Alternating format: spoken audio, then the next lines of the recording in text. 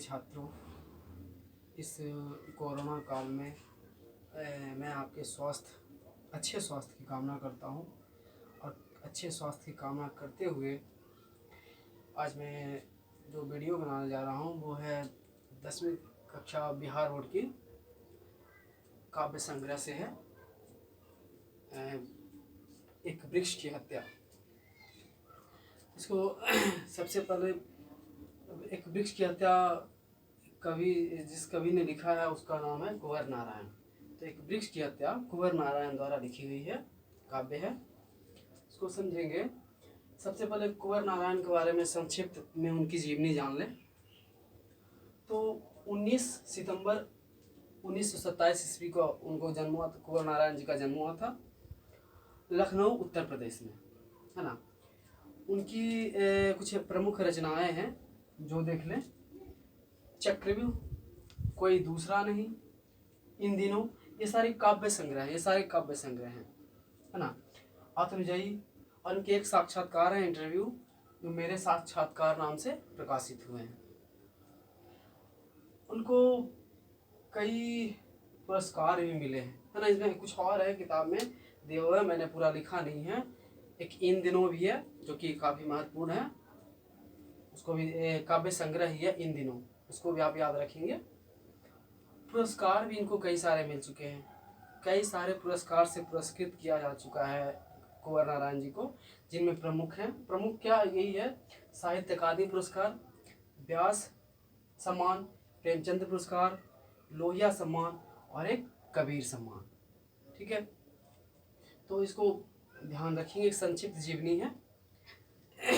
और एक बार हम फिर से बोल देना चाहते हैं कि जब भी किसी तरह का क्लास चल रहा हो, चाहे वो क्लास में पढ़ाई हो रही हो या ऑनलाइन क्लास चल रहा हो, आप किताब अपने पास में रखें ताकि जो भी पढ़ाया जा रहा हो वो आप बेहतर ढंग से समझ सकें।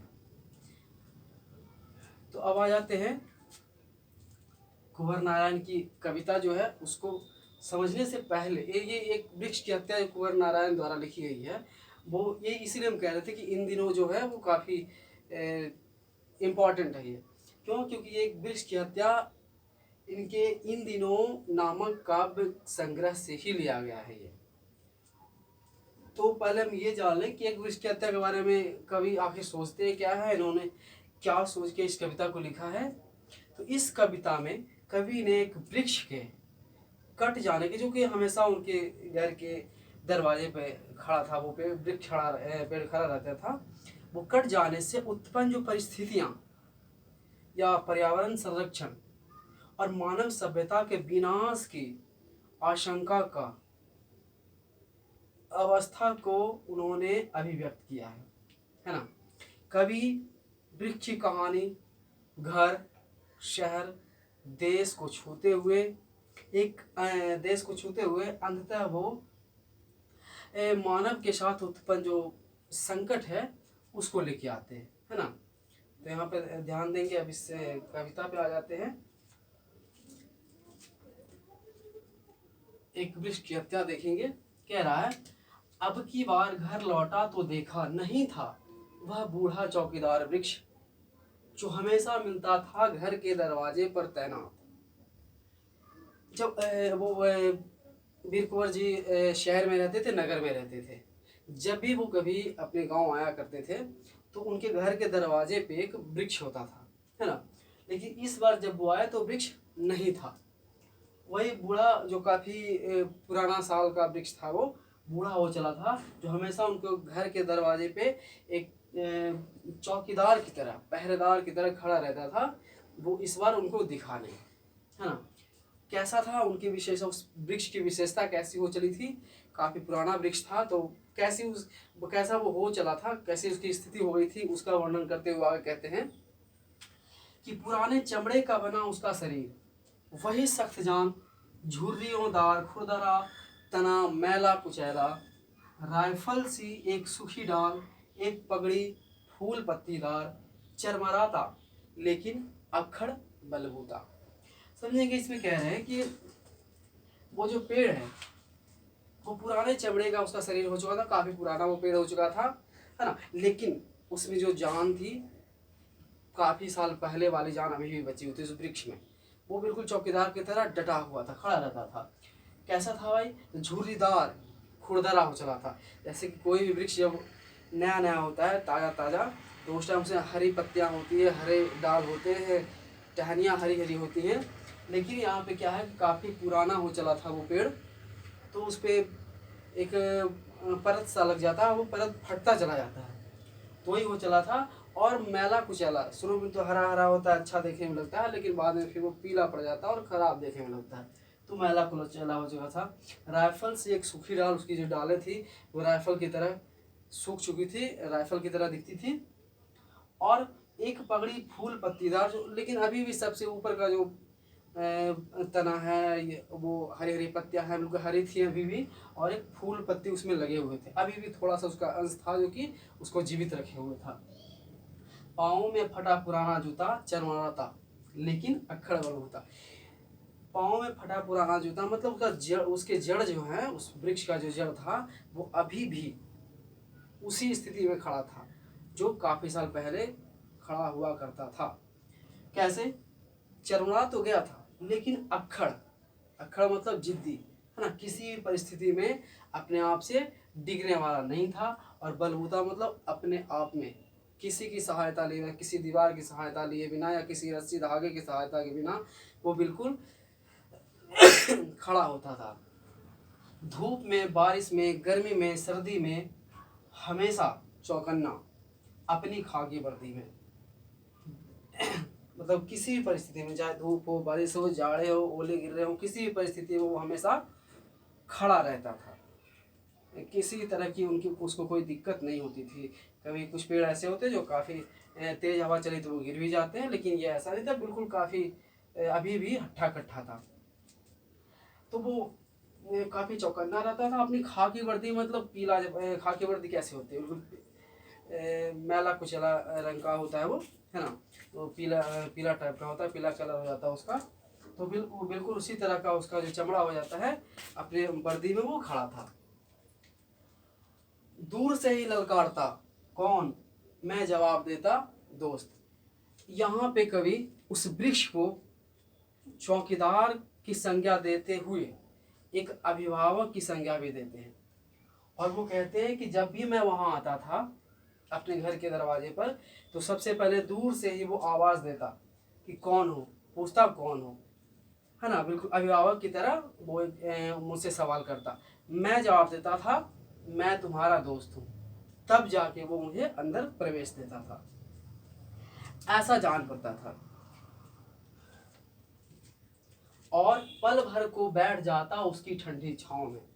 और जब वो मुझे बुलाता कि भाई दोस्त हो आ जाओ, तो फिर मैं उसके छाँव में थोड़ी देर के लिए बैठता और फिर मैं अपने घर को प्रवेश कर जाता। दरअसल शुरू से ही था हमारे अंदेशों में कहीं एक जानी दुश्मन, कि घर को बचाना है लुटेरों से, शहर को बचाना है नादिरों से, देश को बचाना है देश के दुश्मनों से। यहाँ पे वृक्ष को कविता में इन्होंने एक वृक्ष जो बिल्कुल टूट चुका था, उसकी हत्या हो चुकी थी, उसको काट दिया गया था, उस वृक्ष से उन्होंने कहा इस कविता की शुरुआत की थी। लेकिन अब दूसरे भाग में ये आ जाते हैं मानव के उस परिस्थिति में जो बिल्कुल क्रूर हो चला है। ये मानव अपने परिवार को, अपने लोगों को भी पहचानना भूल चुका है, उस पे ये चले गए हैं, है ना, उसी को उलाहना देते हुए कि इसका अंदेशा उन्हें शुरू से तो था कि वो वृक्ष एक ना एक दिन कटेगा। अंदेशा मतलब आशंका, आशंका था, उनको कट गया। कहीं एक जानी दुश्मन की घर को बचाना है लुटेरों से, शहर को बचाना है नादिरों से, देश को बचाना है देश के दुश्मनों से। कह रहे हैं कि अपने ही घर में एक दुश्मन बैठा हुआ है, जिस तरह से वृक्ष काट दिया उसी तरह से कुछ और दुश्मन बैठे हुए हैं जो अपने परिवार को ही काट रहे हैं, अपने दोस्तों को काट रहे हैं, अपनी मानवता को बिल्कुल भूल गया है उन लोगों ने। और कह रहे हैं कि घर को बचाओ अपने ही लुटेरों से, शहर को भी बचाओ नादिरों से। नादिर मतलब जो नादिर शाह था, वो उसने भारत को काफ़ी लूटा था, जो नगर थे, शहर थे, उसको उसने तबाही मचा दी थी। तो जो इतिहास पढ़ते होंगे उन्हें बेहतर पता होगा नादिर शाह के बारे में। और वो उन्हीं घर के आसपास या अपने शहरों में जो दुश्मन होते हैं, जो मनुष्य बर्बरता के रूप में क्रूर हो चले हैं, उसको अपने देश को ही अपने ही लोगों से बचाना है। वृक्ष की उड़ाना देते हुए इन्होंने यहाँ पे इस बात को कहा है। बचाना है नदियों को नाला हो जाने से, हवा को धुआं हो जाने से, खाने को जहर हो जाने से। देखिएगा, बचाना है नदियों को नाला हो जाने से। जिस तरह से वृक्ष काटे जा रहे हैं, है ना, तो और नाले गंदगी से भरे पड़े हैं। कई सारे वृक्ष को काट के कई सारी चीज़ें बनाई जाती हैं जो नाले में ऐसे ही बहा दिए जाते हैं। कूड़े करकट को जो नाले में ऐसे ही बहा देते हैं, तो नदियों, और वो नाला जाता कहाँ है? नदियों को जाता है। तो उसमें कई सारे गंदे पदार्थ, अपशिष्ट पदार्थ चले जाते हैं उसमें। उससे नदी को बचाना है ताकि नदी स्वस्थ हो, स्वच्छ हो, और पूजा पाठ में भी काम आता है। बहुत सारे पर्व हैं जिसमें नदी भी काम आता है। तो लोग ऐसे होते हैं कि जानवर को भी धो दिया, कपड़ा भी धो दिया, मवेशियों को, तो ये गंदा हो चला है ना। हवा को धुआं हो जाने से, ये जो हमारी शुद्ध हवा है हमारे अंदर, आप वृक्ष को काट देंगे, ये ठंडी हवाएं हैं जो, वो आपको प्रदान नहीं होंगी। ये धूल धक्कड़ जितने भी है वो उसको हमारे नाक में सीधे चले आएंगे। जो प्रदूषण जिस तरह से होता है, आप वृक्ष को नहीं बचाएंगे तो प्रदूषण से आप मुक्त नहीं हो पाएंगे। कवि ने यही कहा है। और खाने को जहर हो जाने से, मतलब जिस तरह से लोग खाने को स्थिति, जनसंख्या बढ़ने के बाद जिस तरह से स्थिति होती चली जा रही है, हर मानव को आवश्यकता है घर की, है ना। तो जनसंख्या बढ़ती जा रही है, हर किसी को खाने की आवश्यकता है। और खाना की पूर्ति के लिए लोग रासायनिक उर्वरकों का प्रयोग करते हैं, है। तो उसमें क्या है? वो एक जहर है। तो उन चीज़ों से बचाना है। बचाना है जंगल को मरुस्थल हो जाने से, बचाना है मनुष्य को जंगल हो जाने से। कुंवर नारायण जी एक वृक्ष की हत्या कविता के माध्यम से लास्ट काव्यांश में उन्होंने कहा है कि बचाना है जंगल को मरुस्थल हो जाने से। जिस तरह से मनुष्य की आवश्यकताएं बढ़ती चली जा रही हैं, है ना, घर की आवश्यकता हो रही है, पेड़ पौधे काट के घर बना ले।